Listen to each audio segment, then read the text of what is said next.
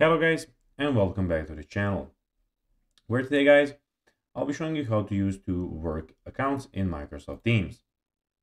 So guys, the first thing that you of course need to do is go to Google and download the Microsoft Teams application. After that, you just need to go and log into your profile or register to Microsoft Teams if you haven't already done that, of course. But now guys, let's see what we actually have in front of us here.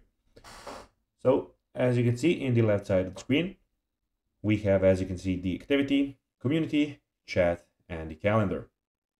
And in the bottom left corner, we have invite to teams and the search bar in the very top of the screen. But now guys, let's see how you can actually go and use two work accounts in Microsoft Teams. So using two work accounts in Microsoft Teams can be a bit tricky, but these are a few methods you can try.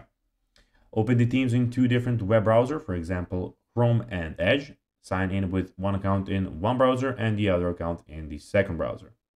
Then open Teams in the web version of the device and the desktop version or another device. Sign in with different accounts on each. On your mobile device with one account and on your desktop with another account. You can open it like that also.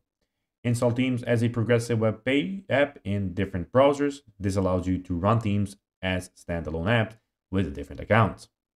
When prompted to download the Teams desktop app, choose the use the web app instead. This way you can open multiple instances of Teams in different browsers. So guys, that will be everything for this video. I hope that you found this video informative and entertaining, guys. If you did, don't forget to like this video, share it, subscribe to the channel, and put the notifications on, as guys, this really helps us grow our channel. So if you have a few seconds, it will be pretty cool if you could do this for us. So guys, that will be everything for this video. I hope that you enjoyed it. And guys, as always, I'll be seeing you in the next one. Until then, bye guys.